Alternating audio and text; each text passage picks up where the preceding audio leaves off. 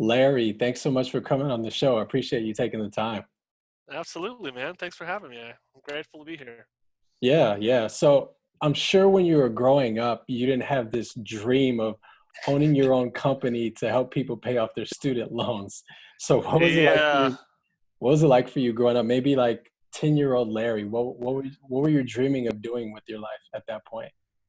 Wow. At that point, I remember wanting to be a professional football player slash actor. That was my dream. I loved watching Jerry Rice and Joe Montana throw the ball around, and I was obsessed with movies. So it made sense, even though no one had really done it well. Maybe like a Lyle Alzado or Bo Jackson was trying or whatever. But yeah, that was my 10-year-old Larry dream. So yeah.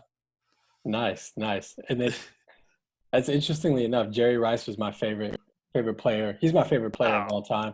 But same here, man. yeah, loved Jerry Rice growing up. Always wanted to be him for Halloween. It was just Nice. yeah, so that's pretty cool. So did you even play a lot of sports growing up as well, or Actually, no, funny story. Well, it kind of leads into where everything kind of went, but I grew up poor, like significantly poor, and so my mom couldn't afford even the gear. So even though I loved it and she wanted me to play, and I played like flag football and all that kind of stuff, we couldn't it couldn't fly. And what's funny is nowadays moms say no because of traumatic brain injuries, but back then it was a money thing, and so I grew up working super young and. My first job was at 11, and so I've been working ever since. And so I've had a, let's call it a love-hate relationship with money until recently. But I was always super fascinated, which is why I love WFG so much, and the company you're with and what you're doing, because I was super fascinated with financial education even at a young age, and was obsessed about why they didn't teach it. And it was just, it blew my mind, because I know even for me and my classmates, if we were in math class and they put a dollar symbol in front of the number, everybody paid attention more, at least 50% more, but as soon as you take it off, it's just like, it's just numbers. So yeah, that's kind of the young Larry version, shortened version there for sure. yeah, so what kind of led you down the road to helping people with their student loans and ultimately like having your own company? Like how did that even come about? Yeah, that story is almost too crazy to even believe for me to tell it. Like I said, I grew up, and I couldn't afford to go to college. I didn't even know what a student loan was. I got great grades, and I could have gone, but I didn't know about borrowing for college. And so I went into the trades almost right off the bat. Worked my hands for about 10 years, became an electrician, went through the IBEW, and became an electrical contractor. And then the last mortgage crash happened, or not last, the last crash happened in '08. And my company at the time, the one I had with my business partner, dried up for no work. And then I went and started flipping houses, because I've been reading all about Robert Kiyosaki's Rich Dad Poor Dad, right? And like I said, obsessed with Think and Grow Rich, all that stuff. Just always learning about that, and I was like, I'm gonna go try my hand at it. So I did real estate investing, flipping, wholesaling, all that stuff for about 4 years. Got super burnt out, and then I was in the Bay Area, San Francisco, and I was spending money helping investing in startups, because I was like, that's the big craze. It still kind of is, tech for sure, but then it was even more like, you got a good idea and a good team, they'll give you millions of dollars. So I tried that like about 3 or 4 times and failed. And then student loans came across the desk as actually just a way, as an in-between kind of thing. And we got approached to be the marketing arm for a company that was doing this stuff out of India. And so I was like, all right, so let me figure this stuff out, because I'm very analytical. I have to understand it. And so as we were figuring it out, everything is so confusing, as I'm sure most people know who know anything about student loan repayment, right? And it's designed that way, in my opinion. But was learning all this stuff, and I was like telling these people in India, this is taking too long. I need more information faster. And they were like, Larry, it's just going to be one person at a time, case studies, unless you want to come to India. And then we'll train you straight up. I'm like, all right. So I lived in India for 7 years. I went straight there and learned the call center business, learned all of that stuff. Hated it. Ended up walking away from. I think I've walked away from the student loan industry twice now. But me and my ex-business partner, we came back to the States from India and wanted to start this whole thing up. And then my mom passed away like out of the blue, and she was my, rock. I was the only child. And so my business partner and I parted ways at that time. And I was just like, doing some soul searching. What am I going to do? And I was like, I'm going to finish what I started and finish, help as many people as I can with the knowledge in my head, all I've learned. So yeah, last 7 years I've been at this. I'm a dinosaur in this arena. So, but slowly becoming the face of student loan repayment. And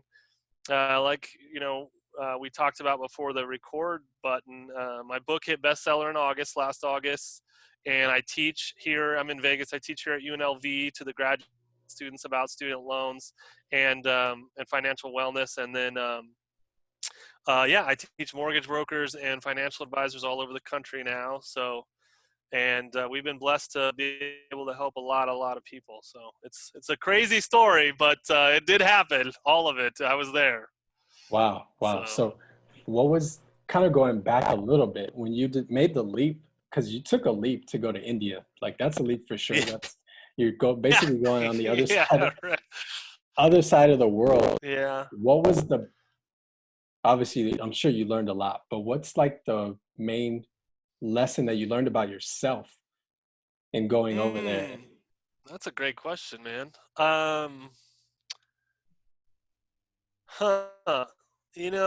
Every time I travel outside the country, we remember sights and smells and sounds and food. God, I love the food in India, but the people, right? And how much we're more similar than we are dissimilar, right? We're more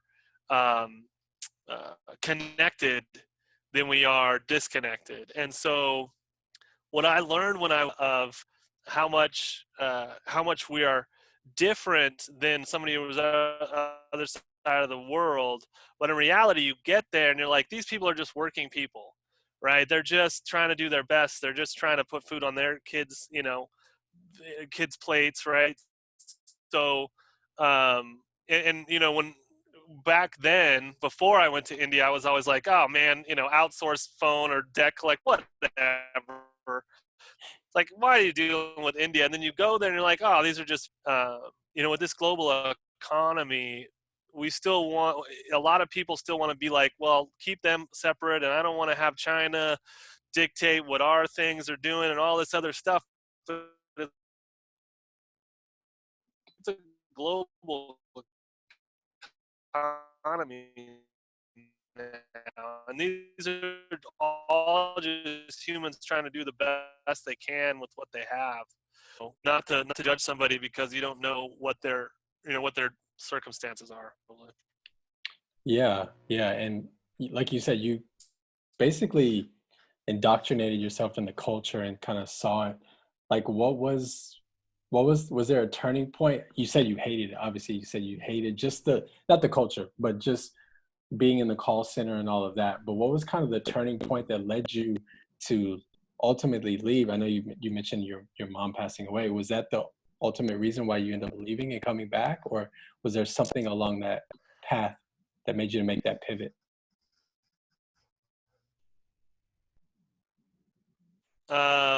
Yeah. So India, and I've been to every country, obviously, but India is probably the most opposite to the United States.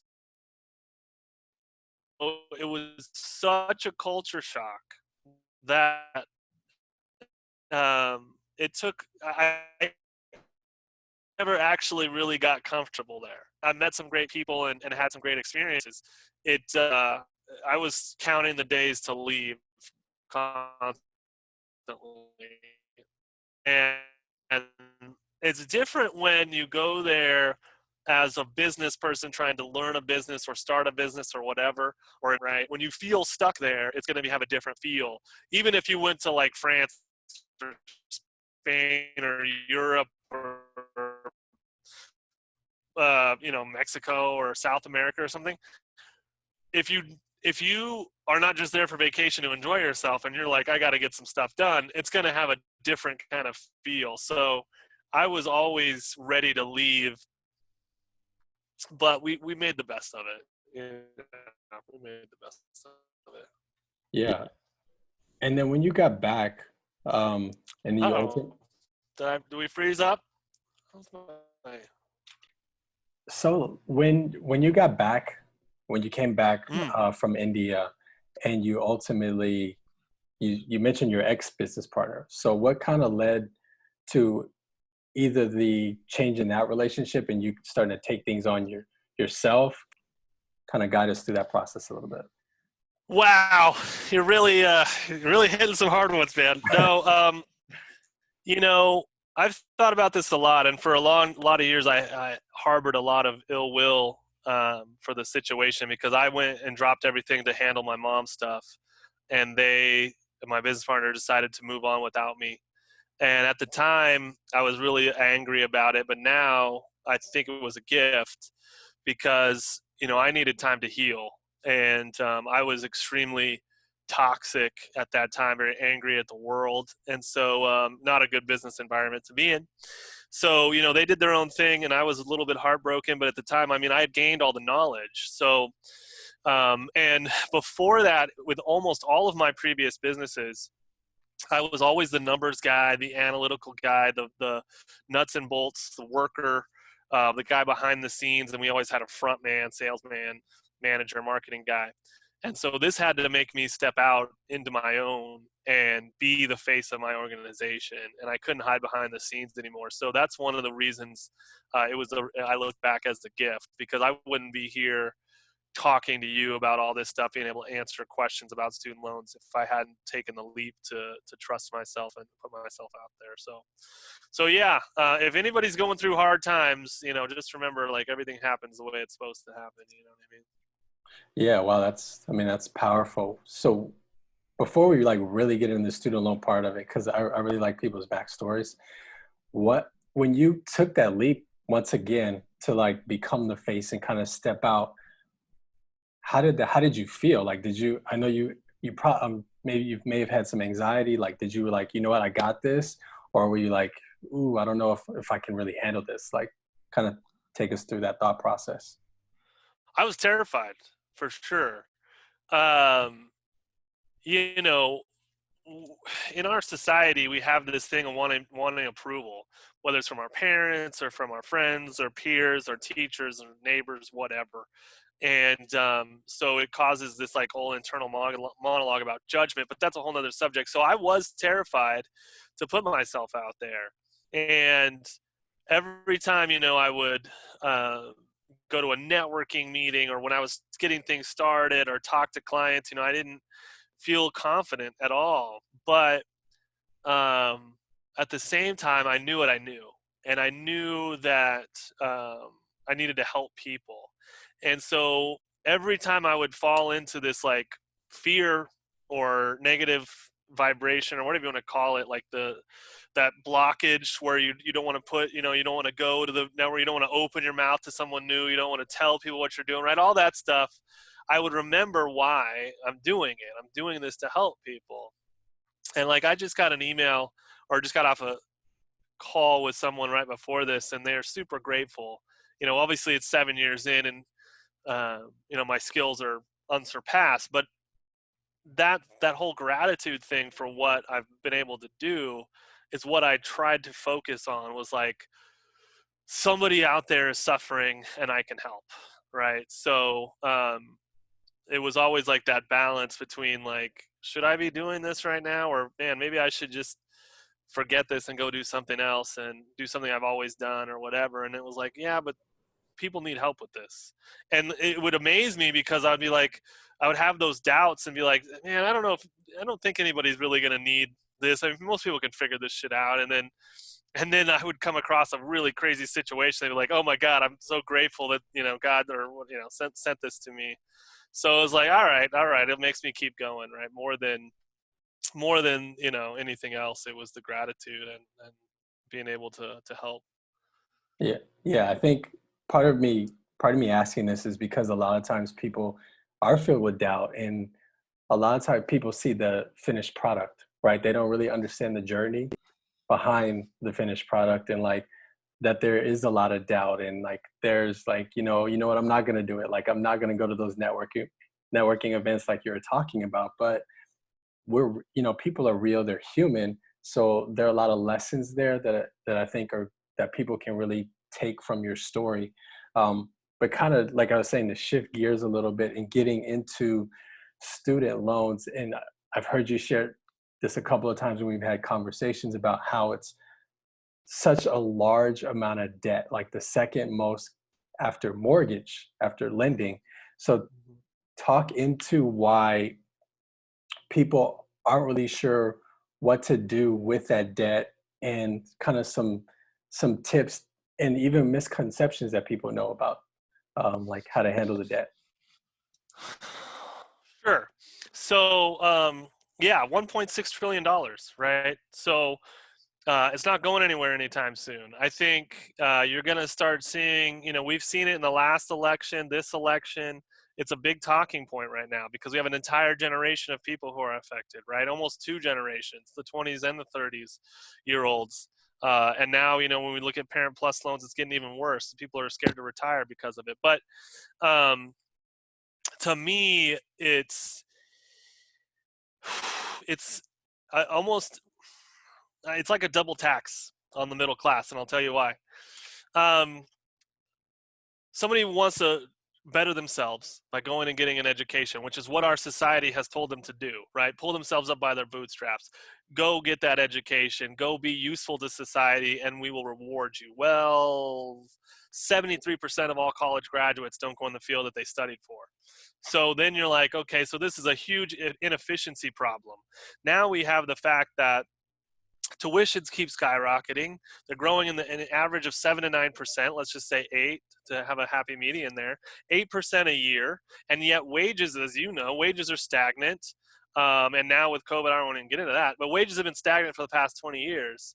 And so it doesn't take a genius to figure out that the cost of something, if the cost of something outweighs how we pay for it, we have to lead on a debt instrument, in this case, student loans.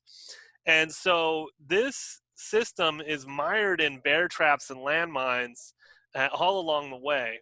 But in reality, what's happening is an inefficiency of a college education, like I was pointing to, in that the cost versus the value. So right now, let's say, I was just talking to a frontline worker, a nurse in New York, and she's got $160,000 worth of student loan debt. And she did that because she wants to become a better and better health professional to help more and more people, right? She's literally in the COVID section of her clinic or whatever. And now she's going after her doctorate. So she's going to probably be 200,000 by the time she's done, right? But that's in service of others. And we know that nurses, depending, I mean, New York might be different, but most of the time nurses don't make, maybe they make 60, 80,000, maybe 100 with a lot of overtime and stuff, depending on where they are in the country. But that versus a huge payment to get that debt is not, it's not efficient, because the value, as we consider value in our country today, is how much you make in income. That's how valuable you are to our society, right? And then, so if the value doesn't match with the cost, the easiest thing to understand is like, an art student who took out 100 grand to go to art school and makes 20, 30 grand a year, right? That's a huge gap. That doesn't make sense. And then, or a teacher, 60, 70, 80,000, and no teachers I've met really make over 50, right? Make over the national average. And so we have this huge gap in the cost of the education versus the value that you receive and what you're going to get in income. And that's the real issue. And instead of having the Department of Education, the lender, tell the schools you can't charge that much because that would not be capitalistic to tell a private institution what to charge for their product. Their fix is all these other programs that I work with that you know about, right? Income to repayment, forgiveness, and all that stuff. But really, what we're looking at is a huge inefficiency of the college education in the workforce today. And the fact that we have to take general ed. Like, we have to pay to take general ed. That's what high school is supposed to be for, you know? And there's all those like little tiny things like that that just add up and add up into this huge $1.6 trillion problem that no one seems to be able to solve because it's built brick by brick on weird little things instead of, oh, let's just wipe it out, or, oh, you know, if you borrowed it you should pay it off. It's like, uh, okay, let's take a step back and look at all of the intricacies of what's going on before we start to, you know, and try to make broad stroking decisions. But anyway, that's the student loan kind of macro view problem right now. Yeah, and then getting in the weeds a little bit, like you kind of mentioned some examples of like a teacher, right? Like a teacher, if they're getting like 60 or 70 or 80,000 in debt, but they make maybe 40 or 50,000, Mhm. like what are some particular options or situations that you could help them? Yeah, sure. So there's a program called Public Service Loan Forgiveness, and it's specifically for people who work for the government, for nonprofits, right? Which most teachers are going to work for a public school, or maybe a charter school, private school, something like that. But or maybe a college, which is most of them are nonprofits, or a church. I just had that happen. But so what it is if you give 10 years of your life to the school, they'll forgive whatever that's not paid on. And they do that by lowering your payment through your income. So if you tell them you're not making that much, like we talked about, they'll lower your payment and you pay based on what you can afford, based on your income that they say that they want. And then whatever's left over will be forgiven after 10 years. Now, this program gets a lot of flack, a lot of bad press, and rightfully so, but it still does work. It's just that the government is essentially giving away free money. So, of course, they're going to make a bunch of hoops for people to jump through. Well, they don't tell you about the hoops, right? Because here's the thing, here's one of the other big problems is the government is lending the money, but also they are making money on the interests. So it behooves them to not tell everything that could help people, right? It's a kind of a financial catch 22. But essentially, the government, the Congress, and president, and so forth, have made these programs to help people. But the lender, who is also the government, is like, yeah, we'll help you if you figure this stuff out for your own, because we're not going to tell you. So I like to say it like this: going to the Department of Education or the servicers and asking them how to save the most money on your student loans is kind of like going to the IRS and asking them how to save the most money on your taxes, right? It's not in their best interest to tell you, and they are financially incentivized to make as much money as possible. So, so all that said is, when you look at these programs, like I said, with public service loan forgiveness, in the letter of the law, the lender, being the Department of Education, has said you don't have to pay the whole thing back. So when I talk to people and they're really hell bent on paying their debt back, and of course, if somebody wants to pay it off, it's your money, whatever. But the way I've become the face of student loan repayment is because I'm like, look, according to them, the lender, they're telling you not to pay the whole thing back. They're saying if you pay what you can afford to pay, and if you do that for a certain amount of years and that doesn't satisfy it, we'll eat the rest. So I ask people, just like I'm going to ask you, Eric, if I was like, let's say I'm Bank of America and I lent you $50,000, and then I said you only need to pay me back half. Would you pay me back the whole 50,000, or would you pay me back what I wanted? You know, what I asked you to pay. I would pay you half. Right? Yeah. Right. So that's what these programs are all about. And what people get hung up on, well, is not only all the minutia of how to get into the programs and make sure that they're going right, but but also no one else does that. No other lender says only pay me back half. We're starting to see it a little bit with like the PPP loans and SBA loans, you know, where like we're trying to get small business stimulated so you only have to pay back some of it. And that's how the government does, right?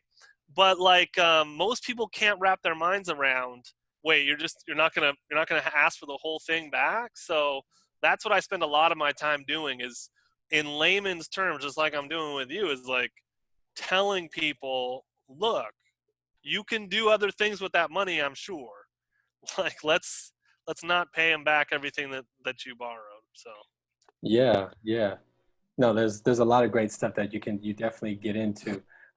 Real quickly before we shift to talk about your book, but given it, like, let's say someone, because a lot of people that are tuning in are in the healthcare field. Let's say they mhm, work for a hospital. mhm. So maybe the hospital is a private hospital, and they may not qualify for, like you're saying, like the Public service. public service. So what are some options for them in their situation? Maybe they are a nurse or a doctor. Even though if they're a doctor making a lot of money, they may still owe a lot of money as well. So Sure. kind of talk into that a little bit. Yeah, no worries. So I'm going to go with the private thing, but let me just say it like this. 80% of all hospitals, and you know this, but 80% of all hospitals are nonprofit or government funded, right? So 20%, leaving one fifth to be like, clinics or private practice or whatever. But when the Obama administration came out with Obamacare, uh, actually it was even before that, but that's a whole other subject. In 2009, they added on to what had been previously established by the George W. Bush administration, which was public service.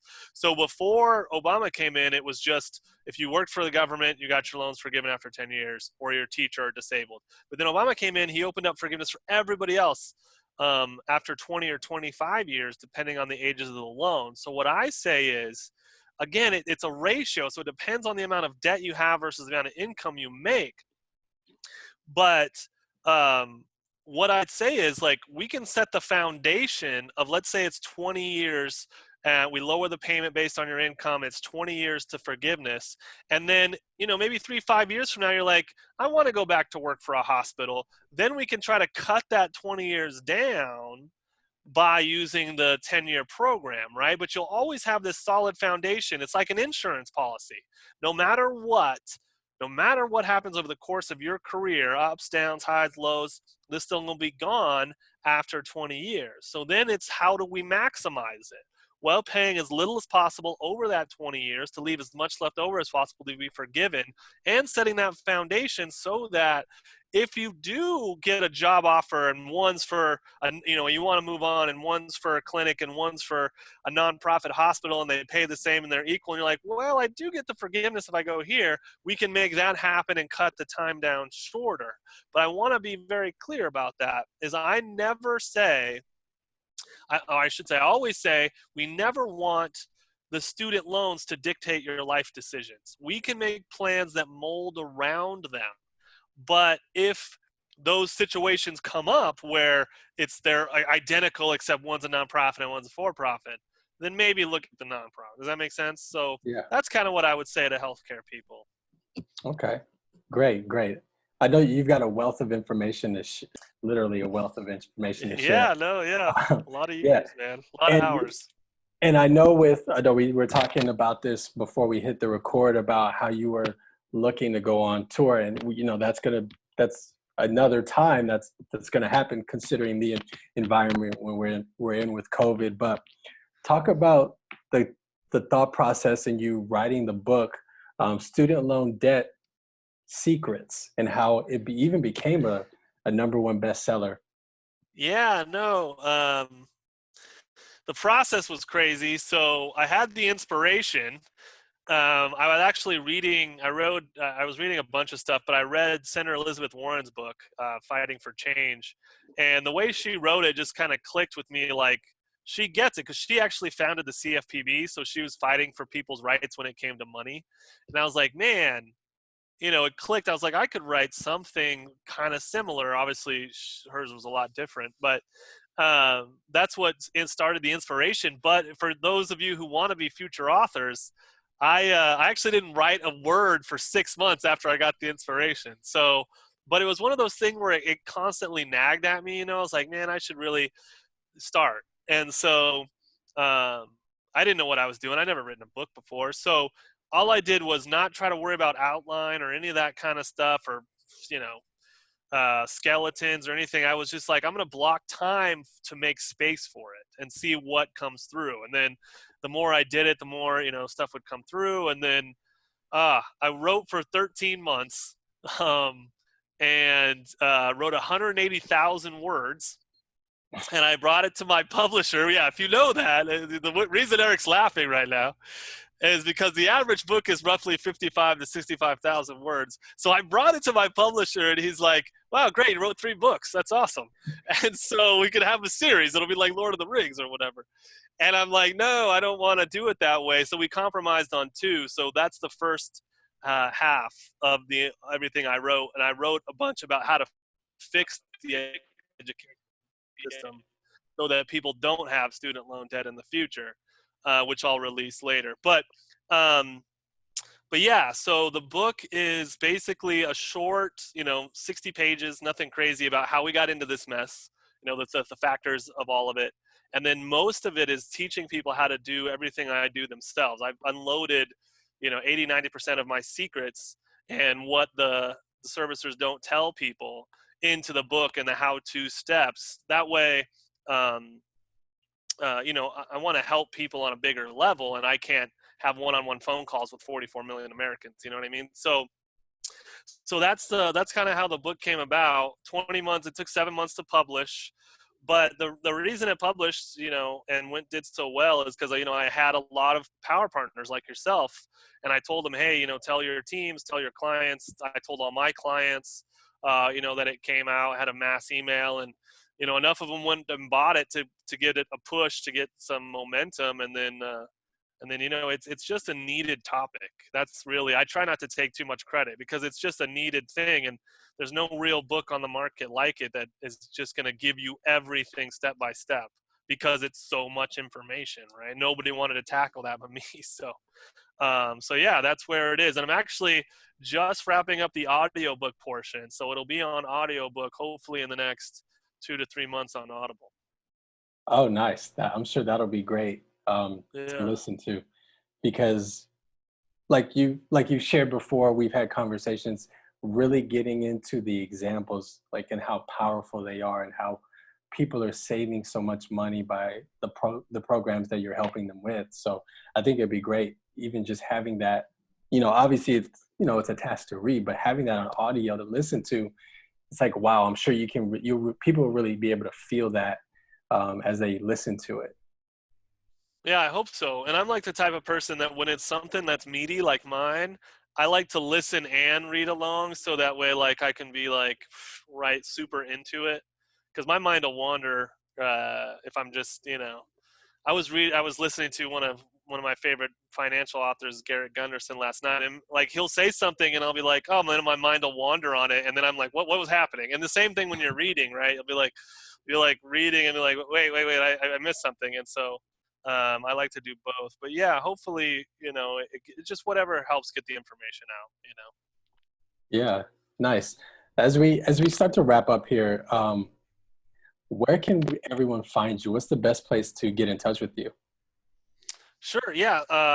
Collegeloanfreedom.com is my website, and on the contact page is all our information. Larry at collegeloanfreedom.com is my email. Those are pretty much the best places. I'm on LinkedIn a lot, not so much Facebook anymore, but my marketing people, of course, like I'm sure you are, like, oh, you got to be on Facebook. Jesus. But right now it's just kind of a negative thing. But yeah, those are the best places. Just the website or LinkedIn is probably going to be your best bet. Excellent. Well, Larry, thanks so much for taking the time, and Yeah, it's been man. a great conversation. Love, hearing your story and you sharing with us so much that is so impactful, that can help so many people. And I appreciate you taking the time. Absolutely. I'm happy to be here. Thanks for sure.